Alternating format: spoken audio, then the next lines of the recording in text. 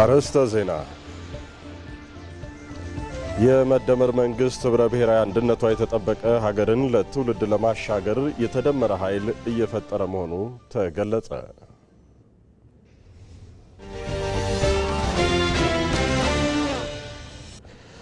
በኢትዮጵያና በህንድ መካከል በትምህርት መስክ እያደገ የመጣው ትብብር የደቡብ ትብብር እድገት ማሳያ መሆኑ ተጠቆመ።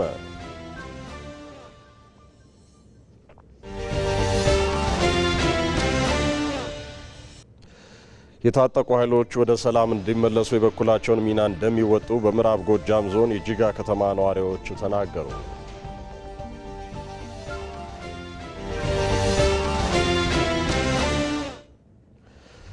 ከውጭ አሜሪካ በሶሪያ በሚገኘው አይኤስ ላይ ግዙፍ ጥቃት መፈጸሟ ተገለጸ።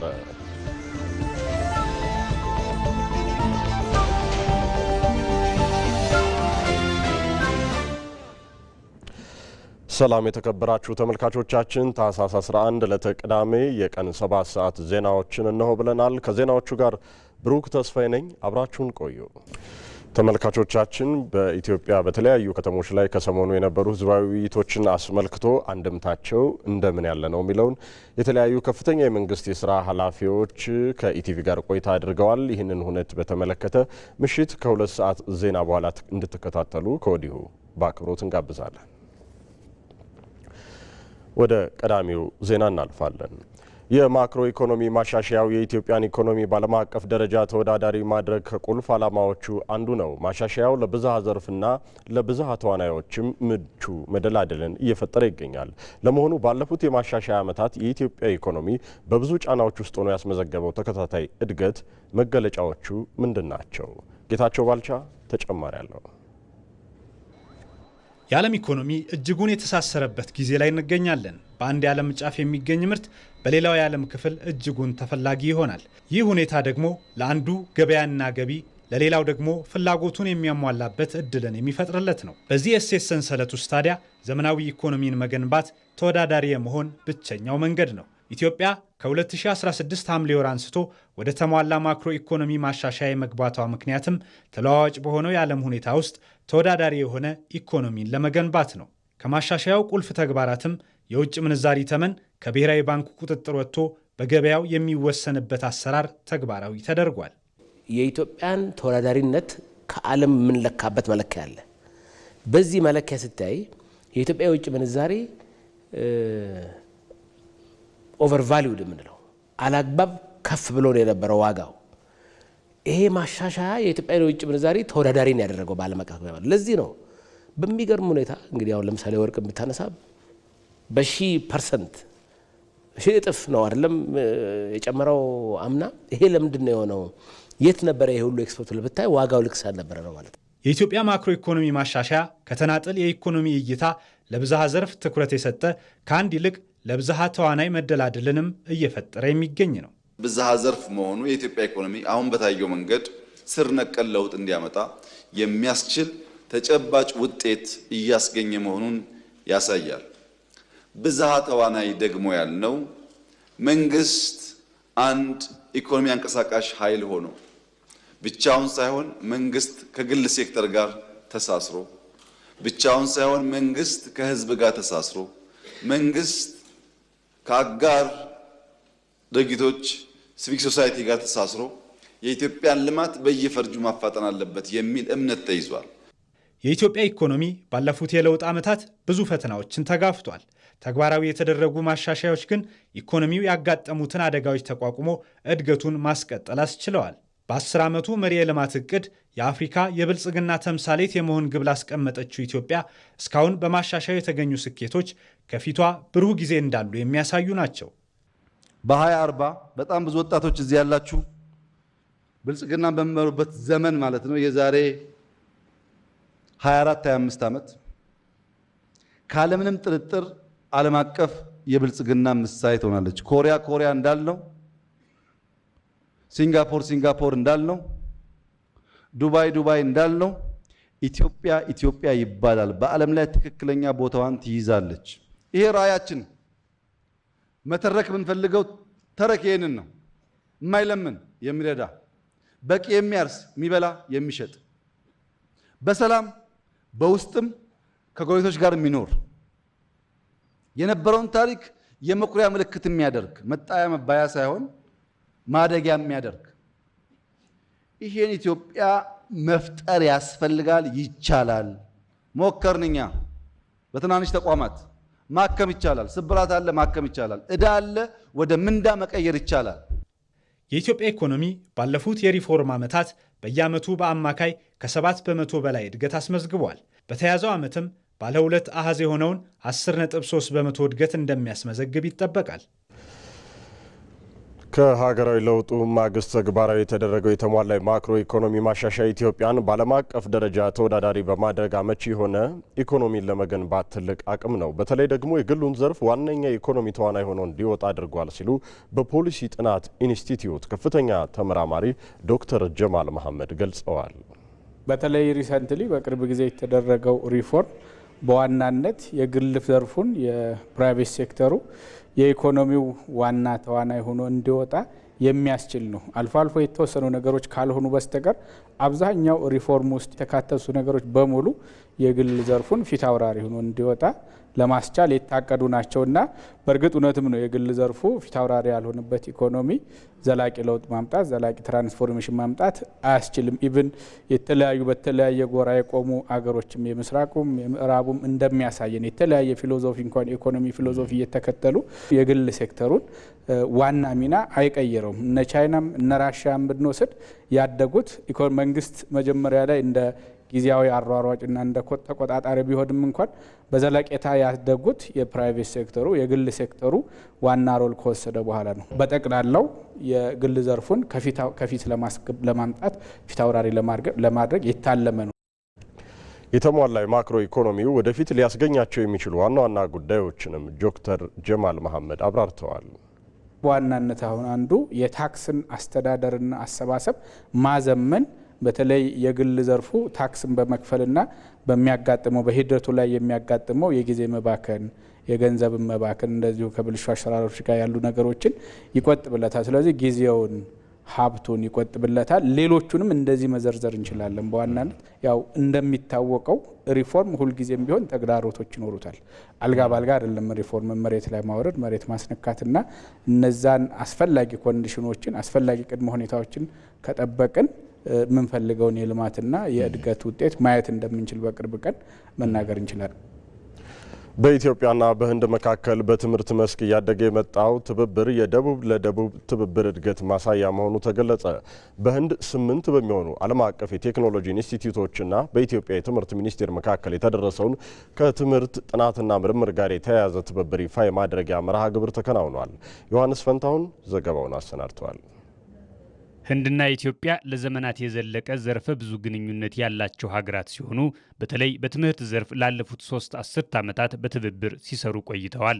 ይህን በሁለቱ ሀገራት መካከል ያለውን የትምህርት ዘርፍ ትብብር የበለጠ ለማጠናከርና በትምህርት በጥናትና ምርምር እንዲሁም በተቋማት ትብብር ረገድ ማሳደግ የሚያስችል ፕሮጀክት የትምህርት ሚኒስቴር ኃላፊዎች፣ የኢትዮጵያ ዩኒቨርሲቲዎች ፕሬዝዳንቶችና የ8 የህንድ የቴክኖሎጂ ኢንስቲትዩቶች ተወካዮች በተገኙበት ይፋ ተደርጓል።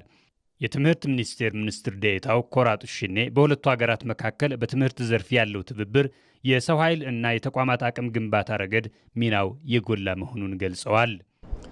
8 አይአይቲዎች የተስማሙበት እና ደግሞ በኢትዮጵያ እስከ 9 የሚደርሱ ዩኒቨርሲቲዎች አስተባባሪ የሆኑበት ፕሮጀክት ነው ማለት ነው።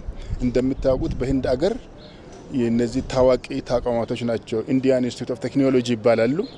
በሳይንስና በቴክኖሎጂ ረቀቁ ተቋማት ናቸው። ይሄንን በዚህ ፕሮጀክት መሰረት ድሮ እነዚህ ተቋማቶችን በቀላሉ ማግኘት አይቻልም። ስለዚህ በቀጥታ የኢትዮጵያ ዩኒቨርሲቲዎች የፒኤችዲ ተማሪዎች እነዚህን ተቋማቶች በቀጥታ ማግኘት ያስችላቸዋል ማለት ነው። ሚኒስቴር ዴኤታው አክለውም ከዚህ በፊት በተናጠል ይደረግ የነበረውን የትምህርት እድል ትብብር በተቋማት ደረጃ ማሳደግ መቻሉ ከትምህርት ባለፈ አጠቃላይ የደቡብ ትብብርን የሚያሳድግ እንደሆነ ተናግረዋል። ይሄን እነዚህ ተቋማቶች ደረጃቸው በጣም ከፍ ያለ ነውና በተለመደ ወጪያቸው ከባድ ነው። ለዛ ውስጥ ልኮ ለማስተማር ለኢትዮጵያ አሁን በዚህ መልክ ማድረጋችን ከፍ ያለ የትምህርት እድል የክህሎት መጠን በተሻለ እና በቀነሰ የወጪ ስለሚያደርግ በደቡብ ትብብሩ ላይ ኢትዮጵያ እንደ አርአያነት ነው ማለት ነው። የዚህ የጋራ የድህረ ምረቃ ትምህርት አስተባባሪ የሆኑት ፕሮፌሰር ክሪሽናር በበኩላቸው በቅርቡ የህንዱ ጠቅላይ ሚኒስትር ኢትዮጵያን መጎብኘታቸው የሁለቱን ሀገራት ግንኙነት የበለጠ ያጠናክረውና በትምህርት ዘርፍ ያለውን ትብብር የበለጠ እንዲያድግ ያደረገው መሆኑን ጠቁመዋል። This visit of our Prime Minister Narendra Modi and with our Prime Minister የሰሞኑ የጠቅላይ ሚኒስትር ናሬንድራ ሞዲ የኢትዮጵያ ጉብኝት የሁለቱ ሀገራት ግንኙነት ይበልጥ እንዲጠናከር አድርጎታል። በብሪክስ ትብብር ውስጥም ከፍ ያለ ትርጉም እንዲኖረው አድርጓል። ኢትዮጵያ በቴክኖሎጂ ዘርፎች እድገት እያሳየች ነው። በትምህርት ዘርፍ የምናደርገው ትብብር የሁለቱን ሀገራት ግንኙነት ዘርፈ ብዙ እንዲሆን ያደርገዋል። as Ethiopia's developing country የህንድና የኢትዮጵያ የጋራ የድህረ ምረቃ ትምህርት ትብብር መርሃ ግብሩ በ5 ዓመታት ውስጥ ከ1000 በላይ ተማሪዎችን ተጠቃሚ የሚያደርግ መሆኑም ተጠቁሟል። የኮሪደር ልማት የከተማ መሰረተ ልማትን አቀናጅቶ እየተሰራ ያለ የከተማ ትራንስፎርሜሽን ስትራቴጂ መሆኑ ተገለጸ። 142 ከተሞችን በአባልነት የያዘው የኢትዮጵያ ከተሞች የምክክር ፎረም የከተሞች ኮሪደር ልማትን አስመልክቶ የተገኙ ስኬቶችና ያጋጠሙ ተግዳሮቶችን በተመለከተ የልምድ ልውውጥ ሀገራዊ የምክክር መድረክ በአዲስ አበባ እየተካሄደ ነው። እዚሁ ጉዳይ ላይ ተጨማሪ መረጃ ሊሰጠን ሪፖርተራችን ምንተስኖት ይልማ በቀጥታ መስመራችን ላይ ይገኛል። ምንተስኖት እንደምን ውለሃል? በሀገር አቀፍ ደረጃ የተከናወኑ የከተማ የኮሪደር ልማት ስራዎችን ውጤታማ ከማድረግ አንጻር በምክክር መድረኩ ላይ የተነሱ ሀሳቦች እንደምን ያሉ ናቸው? አመሰግናለሁ ብሩክ። አንተም እንደገለጽከው እንግዲህ የኢትዮጵያ ከተሞች የትብብር ፎረም ዛሬ በአዲስ አበባ እየተካሄደ ነው። በዚህ አገር አቀፍ እንግዲህ የትብብር ፎረም መድረኩ ላይ ከ142 በላይ ከተሞች እንግዲህ ተወካዮቻቸውን ልከው ውይይት እያደረጉ ነው የሚገኙት። እንደሚታወቀው ከተሞች ከአሰፋፈራቸው ጀምሮ ከመሰረተ ልማቶቻቸው ጀምሮ ብዙ ጉድለቶች የሚስተዋሉባቸው እንደሆኑ ይገለጻል። ይሄም በትብብር ፎረሙ መድረኩ ላይ ሲገለጽ ነበረ። ይህንን በማስተሳሰርና በማስተባበር ከተሞች ያላቸውን የተፈጥሮ እምቅ ጸጋን አስተባብረው መጠቀም እንዲችሉና የልምድ ልውውጥ እንዲያደርጉ የከተሞች ፎረም መቋቋሙ እንግዲህ ተነግሯል ማለት ነው። እንግዲህ ላለፉት በርካታ ዓመታት ይህ ፎረም ዘርፈ ብዙ ስራዎችን ሲሰራ መቆየቱ ነው የሚታወቀው። ከ2011 ወዲህ ማለት ነው ባለፉት እንግዲህ 8 ዓመታት ከተሞችን በማዘመን በተለይ በኮሪደር ልማትና በወንዝ ዳርቻ ልማት በርካታ ስራዎች ሲሰሩ ነበረ። በዚህም በአዲስ አበባ የተሰሩ በርካታ የኮሪደር ልማት ስራዎችና የወንዝ ዳር ልማቶች እንደዚሁ ለሌሎች ከተሞች ተሞክሮ እንደሆኑ ነው የተገለጸው።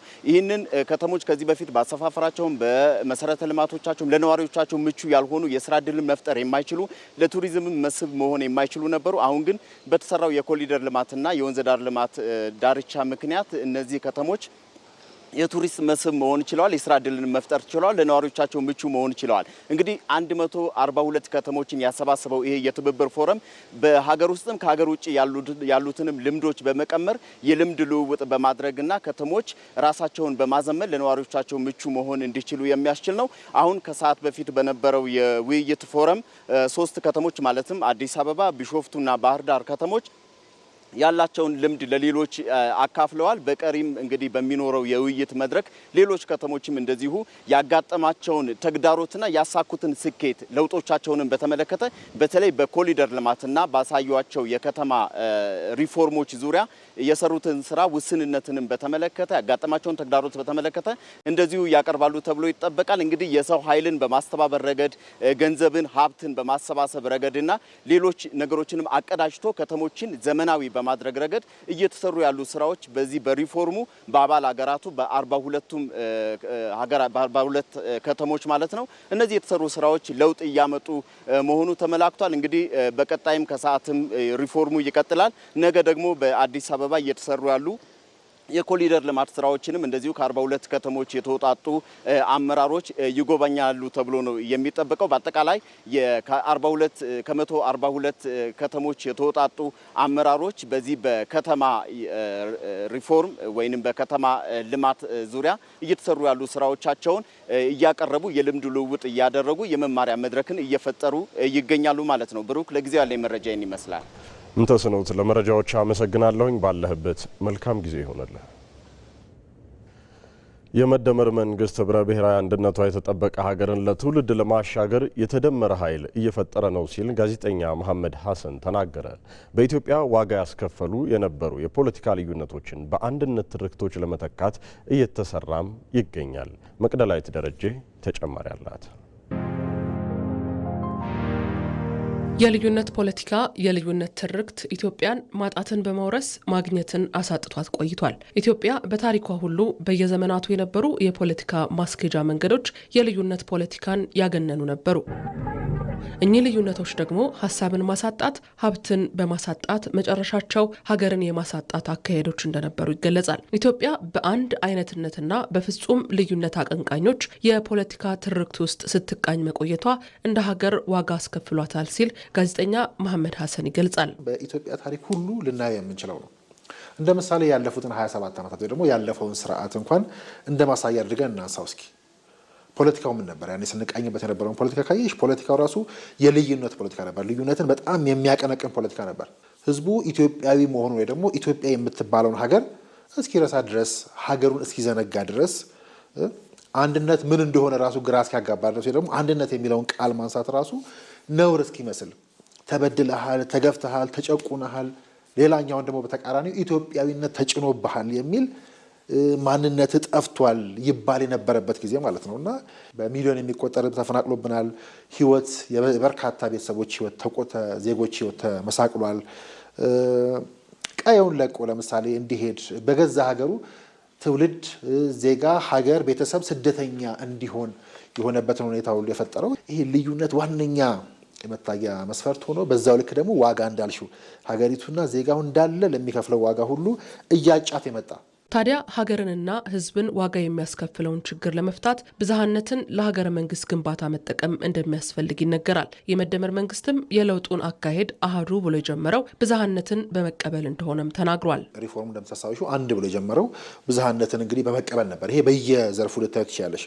ከዛ በፊት የነበረውስ ምን ነበረ ካልሽኝ ምናልባት ብዝሃነት ሳይሆን አንድ ብቻነት፣ ይሄ ሲንጉላሪዝም የምንለው አይነት ገዢው ፓርቲ እንደምታውቂው ኢህአዴግ ብቻውን ነው። ህይወት በአጠቃላይ ብዝሃነትን ሳይሆን አንድ ብቻነትን ብቻ የምታቀነቅንበት የነበረበት ሁኔታ ነው። ከዛ ሪፎርሙ ሲከፈት ነው እንግዲህ እንዳልኩሽ ከዚህ ከአንድ ብቻነት በብዝሃነት መተካት ለሚለው የተደፈጠጡ ፓርቲዎች ነበሩ። እንደምታውቂው እንደ ሀገር ብዙ ጉዳዮቻችን ተደፍጠው ነበር። ስለዚህ እንደገና መቋቋም ጀመሩ።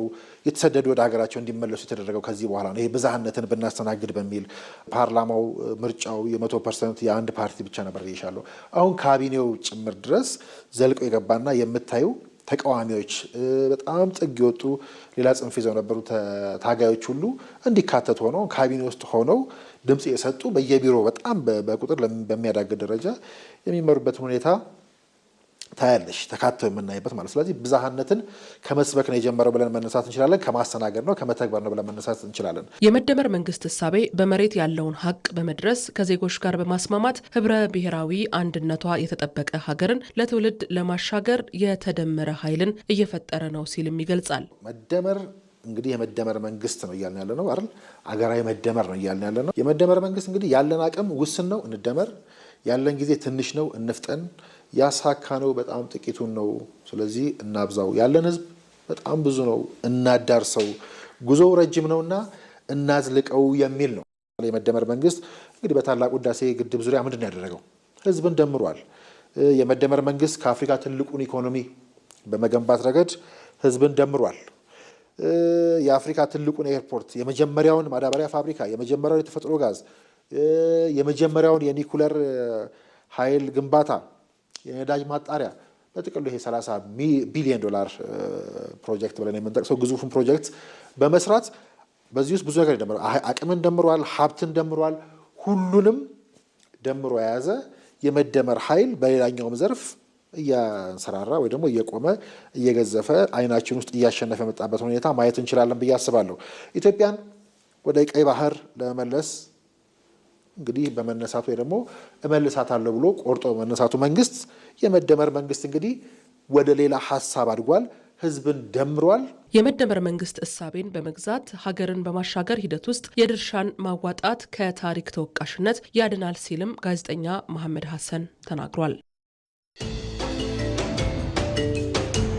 የመደመር መንግስት ሲባል መያዝ ያለባቸው ፖይንቶች አንደኛው መፍጠር ነው፣ ክሪኤቲቪቲ ነው።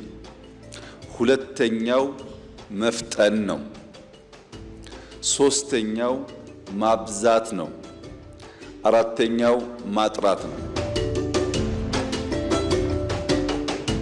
ስለነገ የተሟላ ነገር ለመናገር የምትችለው በምትሰራው ስራ ነው። ዛሬ በምትሰራው ስራ ነው፣ በመፍጠር ብቻ ነው። የበቃ ኢንፍራስትራክቸር ዛሬ የሰራ ሰው ከዛ የተሻለ ዘመን እንደሚመጣ ማሰብ ይችላል።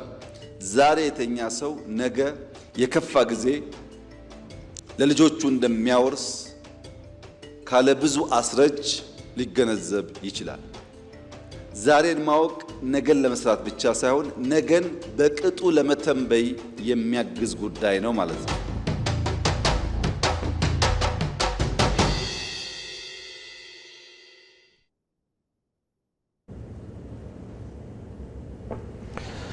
እንደ ሀገር ሁሉም የመንግስት መዋቅር በተቀናጀና በተናበበ መልኩ ለመምራትና ሀገራዊ የሆነ ማዕቀፍ እንዲኖር የሚያስችል የፖሊሲ ረቂቅ መዘጋጀቱን የፕላንና ልማት ሚኒስቴር ገለጸ። ፖሊሲው በዋናነት አሁን ላይ የታዩ ያሉ ችግሮችን በመፍታት የመፈጸም አቅምን በማሳደግ ማህበራዊና ኢኮኖሚያዊ እድገትን በማፍጠን እንደ ሀገር የተያዘውን የብልጽግና ጉዞ ለማሳካት የሚያስችል መሆኑ ተጠቁሟል።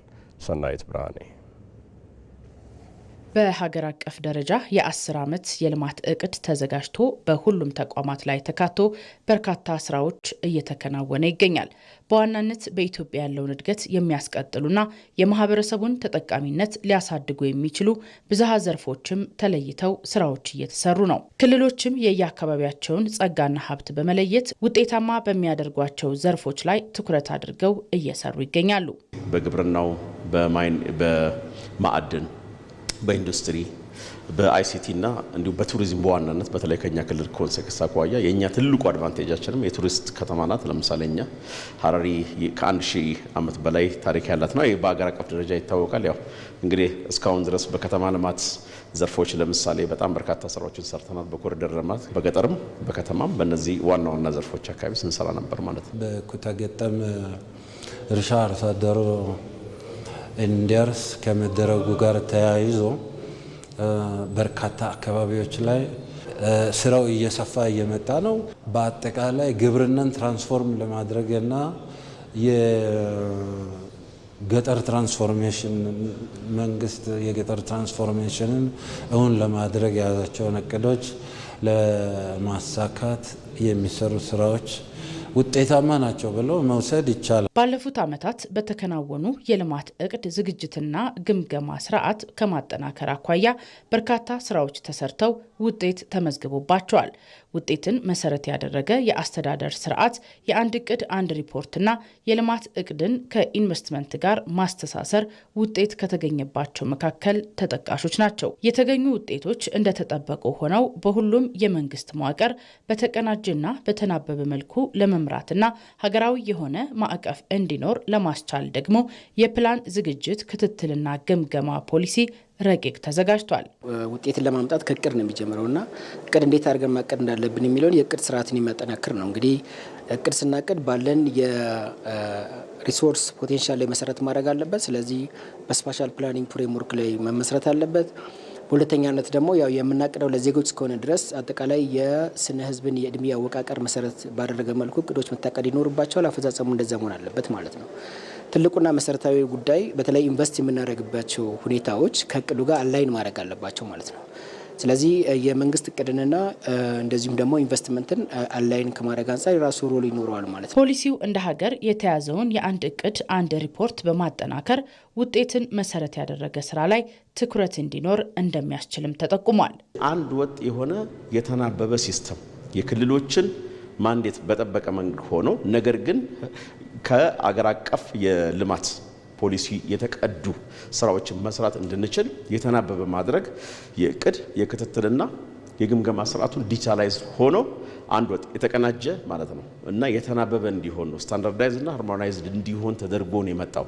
ስለዚህ ምን ይጠበቃል? አላማው በግልጽ ቁጭ ብሏል። ያንን እንድናሳካ ይጠቅመናል። እንደ አገር የምንከተለው የአንድ እቅድ የአንድ ሪፖርት ስርዓት እነዚህ ደግሞ በተለያየ መስክ ተበታትነው ያሉ የውጤት መስኮችን ማሰባሰብና የውጤት መስኮቹን ደግሞ በተቀመጠው እቅድ መሰረት ውጤታማ ናቸው የሚለውን ለመለካት የሚያስችል የውጤት አመላካች ነጥቦችን ወጥ አድርገው በአገር ደረጃ ከዛ ያንን ደግሞ ዲጂታላይዝ በማድረግ ሰብሰብ ያለ ግንዛቤም መረጃም ለማግኘት ድጋፍ ይኖራቸዋል የሚል እምነት አለኝ። ፖሊሲው ለ4 ጊዜ ውይይት የተደረገበት ሲሆን ከተለያዩ ባለድርሻ አካላት ተጨማሪ ግብዓት እየተሰበሰበበት ነው። የታጠቁ ኃይሎች ወደ ሰላም እንዲመለሱ የበኩላቸውን ሚና እንደሚወጡ በምዕራብ ጎጃም ዞን የጅጋ ከተማ ነዋሪዎች ተናገሩ። የጅጋ ከተማና የአካባቢዋ ነዋሪዎች በወቅታዊ የሰላም ጉዳዮች ዙሪያ ተወያይተዋል። ሳሙኤል ወርቃየሁ ዝርዝሩን አሰናድቷል። በምዕራብ ጎጃም ዞን የጅጋ ከተማ ነዋሪዎች በወቅታዊ የሰላም ጉዳዮች ዙሪያ ተወያይተዋል። በርስ በርስ ግጭቶች ሰላምን ካጣን ሰነባብተናል ያሉት የውይይቱ ተሳታፊዎች ባለፉት ጊዜያት የሰላም እጦቱ በአካባቢው ስለፈጠረው ሰብአዊ፣ ኢኮኖሚያዊና ማህበራዊ ተጽዕኖም እንዲህ ገልጸውታል። በየቀኑ የምናየው ነገር ሞት ነው እና በጣም ሰላም ናፍቆናል ከሚገባው በላይ። እኔ እዚህ ሀገር ተወልጄ አድጌያለሁኝ። እዚህ ሀገር ነው ያለሁ አይመስለኝም። አሁን ከ2 ዓመት ወደዚህ የሌባን የተደረግነ የሌባ እኛ የመከላከያ ሰራዊታችን በጣም ጠንካራ የሚጎደድ አካል ነው። በቃ በተለያየ ነገር ድረሱልን ስንላቸውም ይሄው ተገንዘባችን ባንደርስም ደፋ ቀና እያሉ በገጠር በከተማ ፍዳቸውን እያዩ ነው። እኛ ቁጭ ብለን የራሳችን እስከሚደርሰን ድረስ ዝም ብለን እናዳምጣለን። የምዕራብ ጎጃም ዞን ዋና አስተዳዳሪ አቶ እድሜ አለማንተነህ በበኩላቸው የጅጋ ከተማና አካባቢው ማህበረሰብ በተፈጠረው የጸጥታ ችግር እየደረሰበት ካለው ጉዳት ለመውጣት በተሳሳተ ፕሮፓጋንዳ ወደ ጫካ የወጡ አካላትን በቁርጠኝነት መክሮ በመመለስ በሰላም ከማህበረሰባቸው ጋር እንዲኖሩ አባታዊና ወንድማዊ ኃላፊነታቸውን መወጣት እንዳለባቸው ተናግረዋል። እውነታው ነገር ሆድን መሙላት ነው፣ መዝረፍ ነው። እውነታው ነገር ባንዳነት ነው፣ መለላክ ነው። ጅጋ በጣም ትልልቅ አባቶች፣ ትልልቅ የሃይማኖት አባቶች፣ የሀገር ሽማግሌዎች፣ አዋቂ ወጣቶች ያሉበት ስለሆነ ይሄን ግን ረግሞ መተው አለበት። ከዚህ በኋላ የመንግስትንና የህዝብን የሰላም ጥሪ ተቀብለው ወደ ሰላም የሚመለሱ የታጠቁ ኃይሎች አስፈላጊውን የተሃድሶ ስልጠና ወስደው ወደ ፈለጉት ስራ የሚሰማሩበት እድል ተፈጥሯል ያሉት ደግሞ የምስራቅ እዝ ምክትል አዛዥ ሜጀር ጄኔራል ተስፋዬ ረጋሳ ናቸው። ለዚህም የሃይማኖት አባቶችና የሀገር ሽማግሌዎች ለሰላም ሚናቸውን እንዲወጡ ጠይቀዋል። ለሰላም ዋጋ ክፈሉ። ልጆቻችሁን ከዛሬ ጀምራችሁ ምከሯቸው፣ መልሷቸው። የቻልነውን ያህል ቃል ገብተን ትምህርት ወስዶ መቋቋሚያ ተደርጎ ወደ ፈለገው ገብቶ ሲፈልግ መሳሪያ አለቅም ብሎ የመሳሪያ ሌላ ችግር ያለበት ከደሙ ጋር የተዋሃደ ከሆነ መከላከያ ይሁንና ከኛ ጋር ሀገር ይጠብቅ። መገዳደሉ ከዚህ ሊቆም ይገባል። ምክንያቱም በግጭት ውስጥ ያተረፍነው ነገር የለምና ታጣቂዎችም የሰላም ጥሪውን እንዲቀበሉ የጠየቁት የከተማዋ ነዋሪዎች ታጥቀው ጫካ የገቡ ኃይሎችም ወደ ሰላም እንዲመለሱ የበኩላችንን እንወጣለን ብለዋል። ወንድም የእህቱ ልጅ፣ ያክስቱ ልጅ፣ ያጎቱ ልጅ የሌለ የለም። ይበቃን። የማሳያውን መገለጫውን አሳየ። ከዚህ በኋላ ጦርነቱ ይብቃን፣ ጠቡ ይብቃን። ወደ መንግስት አቅጣጫ ይዞ መፍትሄ መፍጠር ይሻላል በሚል ይባካችሁ እየደላችሁም ዝም ብለን አኒ ያለው ሽማግሌ ያሉት አባቶች እንደኛ ተነግረው አንድ ቀን ሆ ብለን የምናረገውን ነገር ብናረግ ሰላምን ብንፈልጋት የተሻለ መስሎ ይታየናል። አብራችሁ ተጋግዛችሁ አገር ነንና ከእኛም የጠፋ ብዙ ሰው አለ፣ ከወታደሮችም ብዙ ሰው የጠፋ አለ። ያው መቼም አንድ ጊዜ የጠፋ ጠፍቷል፣ ያለፈው አልፏል። ለሚመጣው ሰላም ይፈጠርልና ልጆቻችን እኛ በሰላም ይምጡልና ይመጡልናል፣ እንለምናቸዋለን። የአካባቢውን ሰው ቅስቀሳ አድርገን ስናበቃ ልጆቻችን እናመጣለን። በአካባቢው ሰላምን ከማስፈን ጎን ለጎንም መንግስት የልማት ስራዎችን አጠናክሮ እንዲቀጥል ነዋሪዎች የጠየቁ ሲሆን በዚህ ረገድም በትኩረት እየተሰራበት መሆኑም በመድረኩ ተመላክቷል።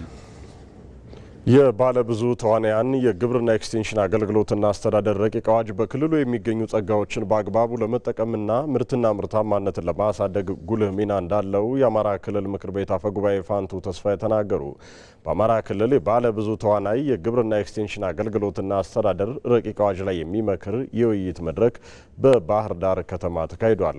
በመድረኩ የተገኙት የአማራ ክልል ምክር ቤት አፈጉባኤ ፋንቱ ተስፋዬ የባለብዙ ተዋናያን የግብርና ኤክስቴንሽን አገልግሎትና አስተዳደር ረቂቅ አዋጅን ወቅቱን የዋጀ ሆኖ መውጣቱ የግብርናውን ዘርፍ በተሻለ መልኩ በመፈጸም ምርትና ምርታማነትን ከማሳደግ ባለፈ በዘርፉ የሚታዩ ክፍተቶችን ለማረም የሚረዳ የሕግ ማዕቀፍ መሆኑን ጠቁመዋል። አዋጁ እንደዚህ እንዲሻሻል ባለንበት ወቅት ምክንያት የሆኑት አንዱና ዋነኛው የረጅም ጊዜ የቆየ ነው። አዋጁ ከ50 ዓመት በላይ የተሰራበት የቆየ ነው። ስለዚህ ወቅቱ የዋጀ ማድረግ ደግሞ ሕግ ተፈጻሚ እንዲሆን ድርሻው ትልቅ ነውና አንዱና ትልቁ ለረጅም ዓመት የቆየ መሆኑ ጋር ተያይዞ ነው። ሁለተኛ የተፈጥሮ ሀብታችንን በተገቢው መጠቀምም ስላለብን፣ በተጨማሪ የኤክስቴንሽን ስራው ሲሰራ የቆየው በመጣንበት ረጅም ጉዞ ላይ በመንግስት ብቻ ነበር። አሁን ደግሞ መሬት ላይ ያለው ነባራዊ ሁኔታ የግል ባለሀብቱ መንግስታዊ ያልሆኑ ተቋማቶችም እየተሳተፉበት ነው። ስለዚህ የህግ መሰረት መስጠት የረጅም ጊዜ አገልግሎት እንዲሰጡ እድል ይፈጥራል። የአማራ ክልል ግብርና ቢሮ ኃላፊ ደረጀ ማንደፍሮ በበኩላቸው በመንግስት ብቻ ሲሰጥ የቆየውን የግብርና ኤክስቴንሽን ወደ ባለ ብዙ ተዋናይ አገልግሎትና አስተዳደር በመቀየር በቴክኖሎጂ የተደገፈ ግብርናን ባህል በማድረግ በዘርፉ ውጤታማ ተግባራትን ለማከናወን የሚረዳ ስለመሆኑ አብራርተዋል። የባለ ብዙ ተዋናያን የግብርና ኤክስቴንሽን አገልግሎትና አስተዳደር ስርዓት የግል ዘርፉን መንግስታዊ ያልሆኑ ድርጅቶችን፣ ህብረት ስራ ማህበራትንና የሙያ ማህበራትን በማሳተፍ በቴክኖሎጂ የተደገፈ ተጠያቂነት እና ግልጽነት ያለው አሰራር በመዘርጋት የግብርና ሽግግርን እና የገጠር ሁለንተናዊ ለውጥን ለማሳለጥ ከፍተኛ ጠቀሜታን እንደሚኖረው ይታመናል። በተለይ ደግሞ ለዘመናዊ ግብርና ጉዟችን የላቀ ፋይዳ እንደሚኖረው፣ ግብርናውን ለማዘመን ትልቅ ጠቀሜታ እንደሚኖረው ይጠበቃል። እንደ ሪፖርተራችን ተስፋውን ደስታ ዘገባ የውይይት መድረኩ በክልሉ ግብርና ቢሮና በክልሉ ምክር ቤት የተዘጋጀ ሲሆን የአማራ ክልል ምክር ቤት አፈጉባኤ ፋንቱ ተስፋዬን ጨምሮ የቋሚ ኮሚቴ አባላት፣ የዘርፉ ባለሙያዎች፣ አርሶ አደሮችና ሌሎች ባለድርሻ አካላትም ተሳትፈዋል። የኢትዮጵያ ኤሌክትሪክ አገልግሎት የሚሰጠውን አገልግሎት በቴክኖሎጂ የተደገፈ ለማድረግና ይበልጥ ለማዘመን የሚያስችለውን የመግባቢያ ስምምነት ከቻይናው ህዋዌ ኩባንያ ጋር ተፈራረመ። የመግባቢያ ስምምነቱን የፈረሙት የአገልግሎት ዋና ስራ አስፈጻሚ ኢንጂነር ጌቱ ገረመውና የህዋዌ ኩባንያ ከፍተኛ የስራ ኃላፊዎች ሲሆኑ ስምምነቱንም በኩባንያ ዋና መስሪያ ቤት ተካሂዷል። የተፈረመው የመግባቢያ ስምምነት በኢትዮጵያ ስማርት ግሪድን ለማስፋፋት የኤሌክትሪክ መሰረተ ልማት ዝርጋታን ለማዘመንና አስተማማኝ የኃይል አቅርቦትን ለማሳደግ የሚያስችሉ ቴክኖሎጂዎችን ከሁዋዌ ጋር በትብብር ለመዘርጋት የሚያስችል መሆኑን ዋና ስራ አስፈጻሚው ኢንጂነር ጌቱ ገረመው በፊርማ ስነ ስርዓት ወቅት ተናግረዋል። ኢንጂነር ጌቱ አክለውም በኢትዮጵያ የኤሌክትሪክ ተሽከርካሪ ቻርጅ መሰረተ ልማትን ለማስፋፋት ሁለቱም ተቋማት በትብብር ለመስራት መስማማታቸውንም ገልጸዋል። ዘመናዊ የኤሌክትሪክ መስመር ስርጭት መቆጣጠሪያ ለመገንባት ለረዥም ጊዜ ኃይል የሚያቆዩ ባትሪዎችን ለመትከልና ዘመኑ የቴክኖሎጂዎችን በኢትዮጵያ ለመተግበር ስምምነት ላይ መደረሱንም ጨምረው ጠቁመዋል።